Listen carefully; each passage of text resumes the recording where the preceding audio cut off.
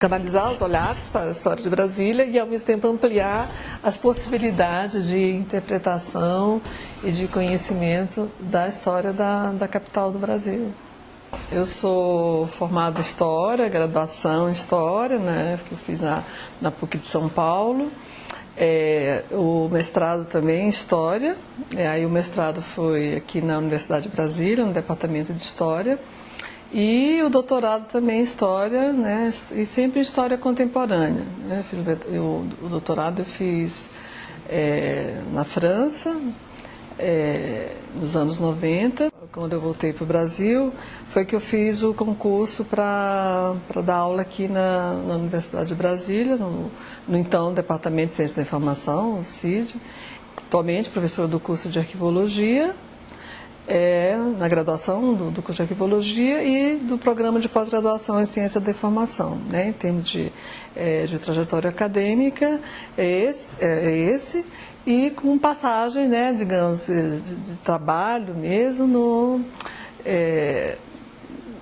em arquivo, né? Então tem essa interface muito forte com os arquivos, que eu também trabalhei, não só pela formação em História, né, que eu sempre tanto no mestrado como no doutorado, ou nas monografias de graduação, eu sempre usei fontes de arquivos para as minhas pesquisas. Então eu sempre tive essa identidade muito grande com os arquivos e trabalhei no Arquivo Público do Distrito Federal, né, antes de ir para a França. Concomitantemente ao mestrado, eu trabalhei no Arquivo Público do Distrito Federal. Então foi essa mais ou menos o meu percurso. Minha dissertação de mestrado foi sobre a Constituição de Brasília. A minha pergunta não era o porquê que se decidiu construir Brasília, né? Então eu parti do pressuposto de, em se decidindo construir Brasília, quais foram, que aspectos foram mobilizados pelo governo Juscelino Kubitschek para que essa empreitada tivesse sucesso, né? Esse empreendimento tivesse sucesso. Então, a minha dissertação se chama Ideologia, Propaganda e Imaginário na Construção de Brasília. Eu busquei trabalhar com essas vertentes, né? Tanto da propaganda do governo para mobilizar, né, simpatias em torno de um projeto que era muito polêmico, embora esse projeto mobilizasse uma tradição anterior de que desde o século XIX, né, que a cidade precisava ser transferida, né, isso já está na primeira Constituição, sobretudo na primeira Constituição republicana, que é a mais incisiva quanto a esse aspecto. Então eu queria saber, bom, o governo JK, né, o Juscelino, decidindo fazer isso, fazer a nova capital, o que teria sido feito para mobilizar? E eu trabalhei, né, com todo o que eu chamei da propaganda do governo, né, que eram os documentários, as visitas, os congressos, uma série de ações para canalizar simpatias em torno do projeto. E também busquei ver como a população via essa propaganda. Então, para essa outra vertente, eu trabalhei com as cartinhas que foram enviadas para a Novacap, né, a empresa encarregada de administrar a construção de Brasília, para ver como eles se posicionavam diante dessa mobilização propagandista em torno da construção da cidade. E quando eu pesquisei, então, minha fonte de pesquisa foi justamente o Fundo Novacap, que já estava no Arquivo Público do Distrito Federal. E, então eu pesquisei assim, uma série de documentos, né, um número considerável, inclusive trabalhei com os filmes, documentários da época, e me deparei então com esse conjunto de recortes de jornais, com essas charges sobre a Constituição de Brasília. Eu achei interessante, mas isso não cabia, né, dentro do objetivo que eu havia me proposto para a dissertação. Deixei um pouco de lado. Então, né, defendi a dissertação, fui embora para a França, onde eu fiquei 5 anos.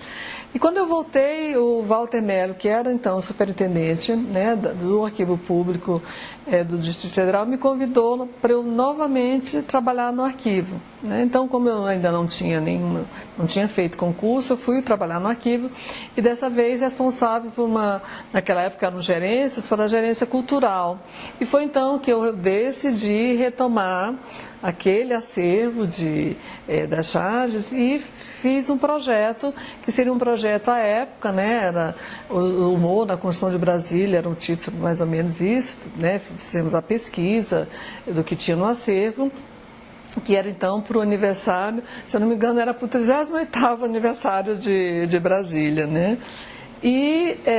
Mas houve uma outra demanda mais urgente, que era de fazer uma revista do arquivo público, que o Walter, então, na época, até priorizou bastante essa ideia de fazer a revista. Aí eu fui me dedicar a essa revista, né? Uma revista que, de fato, saiu, foi publicada em agosto de 98, o primeiro número dela, a revista Quadrilátero. E aí, logo em seguida, eu fiz o concurso para a UNB. E aí eu saí do arquivo e o projeto ficou guardadinho lá. E por que eu retomei isso? Eu resolvi entrar em contato novamente com o pessoal do arquivo, que é uma equipe com a qual alguns deles eu já havia trabalhado, né, em épocas anteriores, que eu achei que eles seriam sensíveis a essa. E expliquei, olha, temos um projeto dessa época. E nesse momento, talvez, de tanta, né, onde a gente está vivendo muitas exteriorizações de raiva, né, um pouco de ódio, tá? Eu achei que seria legal a gente trazer um pouco essa ideia do riso, né, de você tratar as coisas com mais leveza, com humor.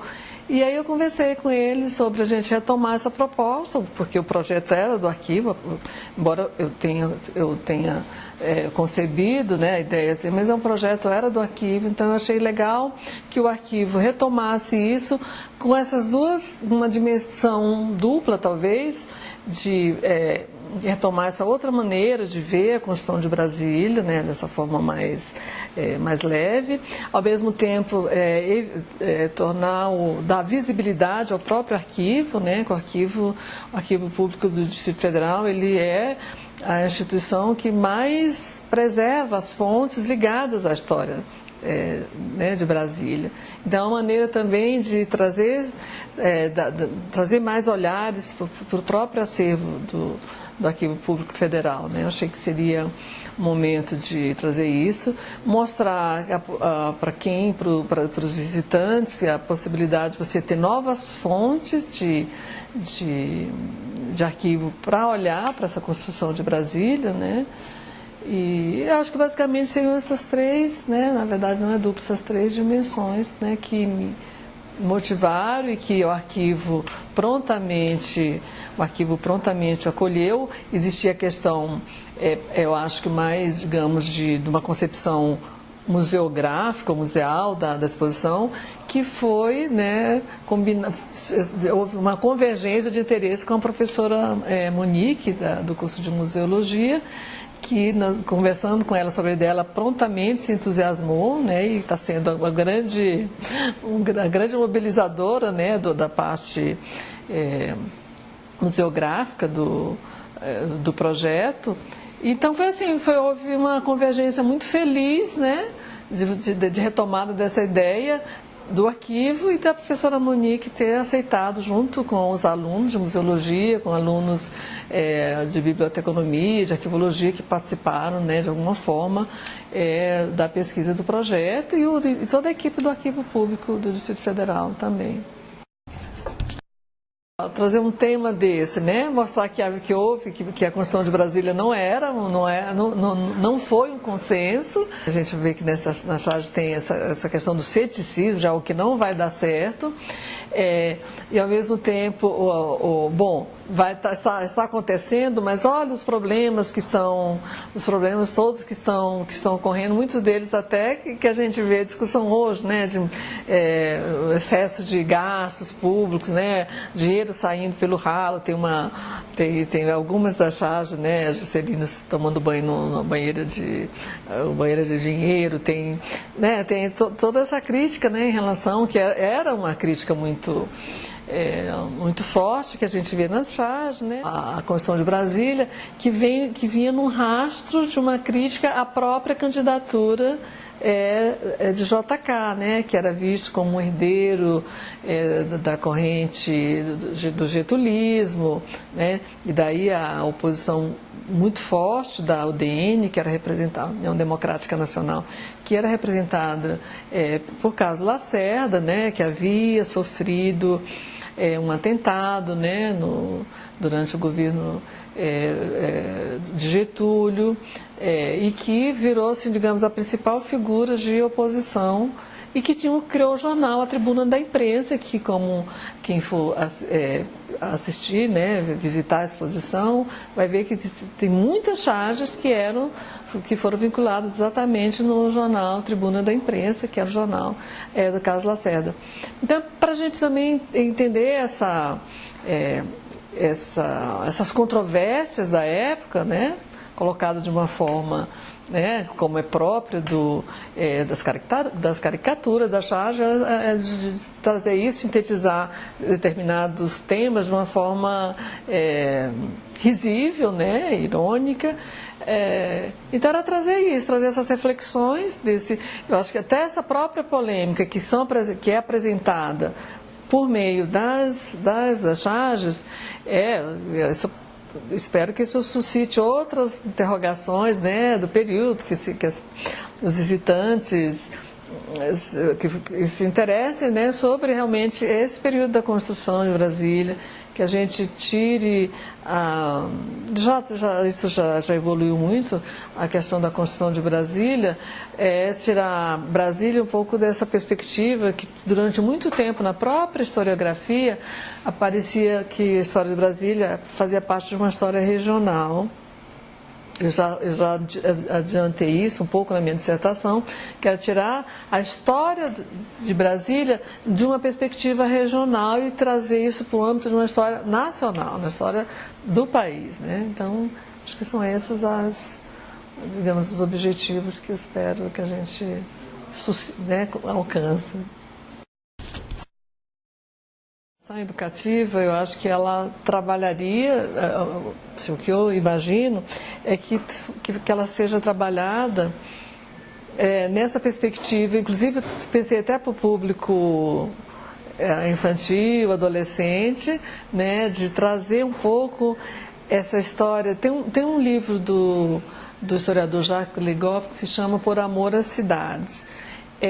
Eu gostaria muito assim que os jovens, sobretudo os jovens e as crianças, dessa forma lúdica, que a gente restaurasse, resgatasse o amor pela cidade, que despertasse o interesse de conhecer mais a história da cidade, né? Eu acho que quando você conhece, sobretudo o fato de você conhecer o passado, né? A gente valorizar, né, que esse público especial, que eu penso, jovens, adolescentes e crianças, despertar esse interesse pela história da cidade, né?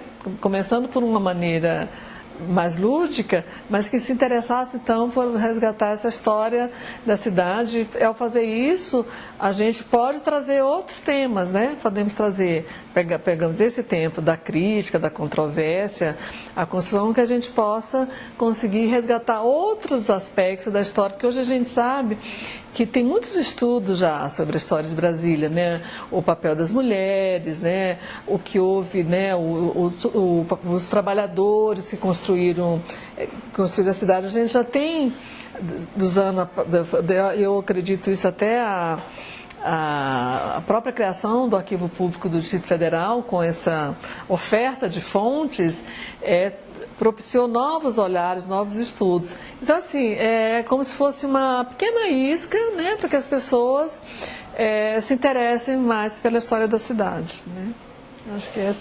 Acho que a ação educativa seria isso, seria uma, digamos, uma ponte, né, para outras formas de ver a história de Brasília.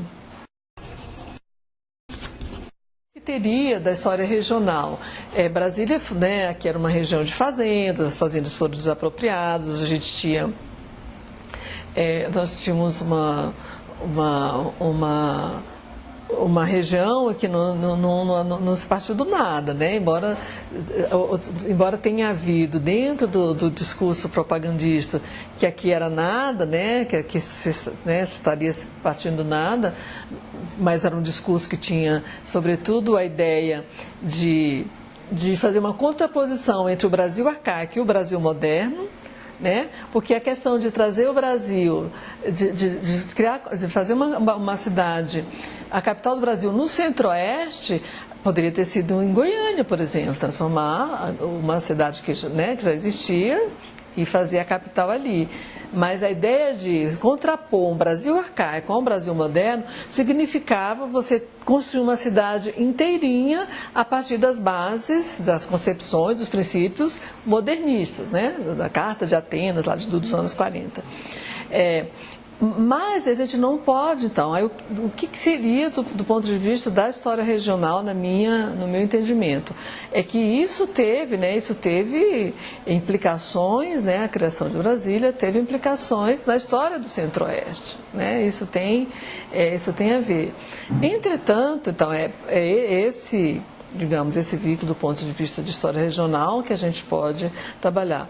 Mas eu acho que não podemos perder a perspectiva de que a Constituição de Brasília ela se insere numa perspectiva do país, no momento em que o país também foi possível as forças produtivas, havia uma acumulação de capital, né? Capital que pôde financiar a construção, houve um empréstimo importante, né? Um empréstimo de bancos americanos que foram investidos aqui, então isso significa evidentemente um endividamento do país, né? Diante de uma dívida, então isso não pode ficar circunscrito a uma história regional, né?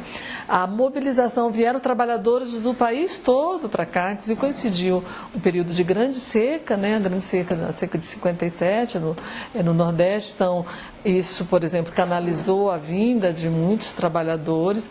Você teve projetos, os projetos tanto o projeto urbanístico do Lúcio Costa como o projeto de arquitetura do Niemeyer, são projetos que a gente não pode circunscrever numa história regional, né? Então, todo o projeto modernista, o de urbanismo do Lúcio Costa, que vem desde os anos 30, e depois do Oscar Niemeyer, era mais novo que o Lúcio Costa, inclusive ele pertencia ao escritório de arquitetura do Lúcio Costa. Então era um projeto que já vinha lá de Belo Horizonte, né, com a Pampulha, era um projeto assim realmente não só nacional, como eu diria até internacional. É nessa perspectiva que eu acho que a gente deve ser muito parcimonioso ao circunscrever a história de Brasília, a Constituição de Brasília, numa perspectiva de história regional. A imprensa mudou muito, né, dos anos...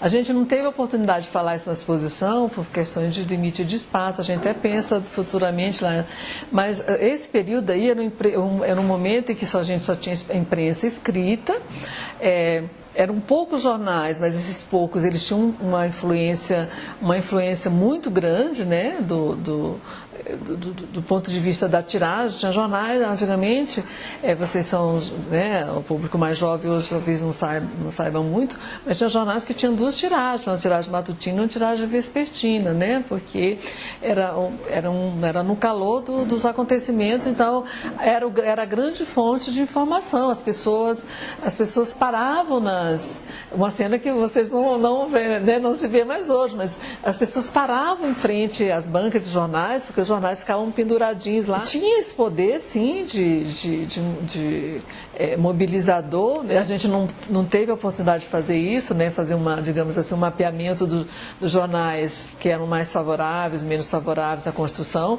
porque no fundo, né, os jornais também refletem esse jogo de força, né? Quem são os grupos que estão por trás, né?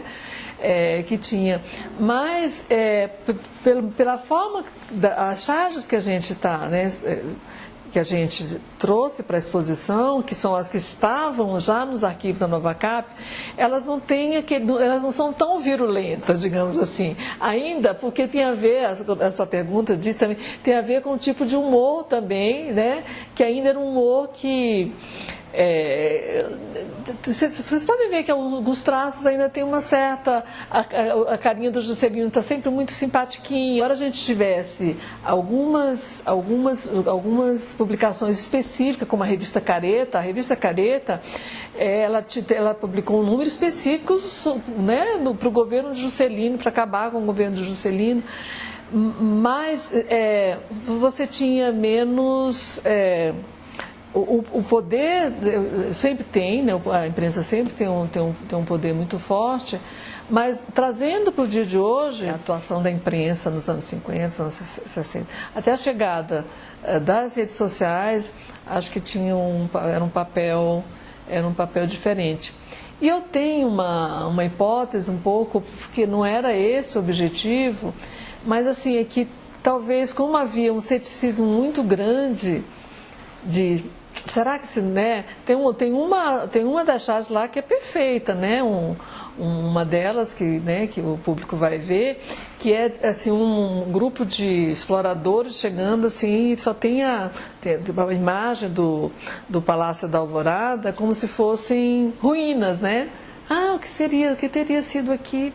E que de fato foi. Havia sempre uma ideia de retorno de Brasília, né, que a capital voltaria ao Rio de Janeiro, que era realmente de onde, se a gente for comparar, o São Paulo teria muito mais adesão à Constituição. São Paulo, Minas, porque o presidente, inclusive, da Novacap, né, era o Israel Pinheiro, ele era mineiro, ele já tinha, digamos assim, ele fez campanha muito forte, né, de mobilização, inclusive, de Minas, para ser favorável. Então, acho que os jornais espelhavam isso, né? E aí, trazendo para o dia de hoje, se a gente for pegar apenas o aspecto das críticas aos gastos que teriam sendo dispêndio de dinheiro, né, digamos, a transferência de recursos que poderiam estar indo para outros setores, e estariam vindo para Brasília, dificilmente a gente naquela época teria tantas condições de ter acesso a, de fato, o que foi gasto. Porque hoje não, hoje a gente tem lei de acesso à informação, nós temos uma série de mecanismos que foram instituídos a partir da Constituição de 88, que dá esse poder de fiscalização a partir do que está registrado, né? Não que todas digamos assim, hoje, todos esses mecanismos de auditoria, de fiscalização, o que é publicado na imprensa, seja realmente no sentido crítico, eu acho que sempre, a gente não pode esquecer que a imprensa, em qualquer momento, ela tem um forte aspecto ideológico, né? A imprensa, a decisão do que é notícia, do que não é, isso né, é muito forte e depende muito da linha editorial do jornal, né? Com a diferença hoje, que os jornais hoje eles têm que ficar muito mais atentos a publicar o que, né, é mais difícil hoje para a imprensa não publicar o que deve ser publicado, porque a própria sociedade consegue informação por outros meios, então fica bem ruim para um veículo de comunicação que não publica algo que está todo mundo falando, né? Então acho que é basicamente essa diferença, né? De você ter os atores que têm acesso à informação e que divulgam informação, eles são muito mais diferentes do que eram. Não que o jornalista profissional ele não tenha, aliás, mais do que nunca hoje, o profissional do jornalismo ele deve estar muito mais preocupado com a veracidade da informação, com a seriedade da informação, porque ele pode ser contestado a qualquer momento, e também para ele, de fato, ser talvez o grande produtor, porque o jornalista tem condições de averiguar, né, as fontes, né, de ver o que é verdadeiro, o que não é, e fazer essa mediação, o que não acontecia muito nos anos que todos os grandes jornalistas, na verdade, desse período, né? Recentemente morreu o Carlos Heitor Coni, que foi um grande expoente também do jornalismo, mas eles tinham um poder assim, a questão da verdade, né? Do que era publicado nos jornais, porque o jornal eles eram os únicos, né? A imprensa, que a gente chama de imprensa tradicional, a grande imprensa. Estou falando sempre da grande imprensa, porque inclusive a exposição ela se baseia no material publicado na grande imprensa, né? Então eu estou falando assim da grande imprensa.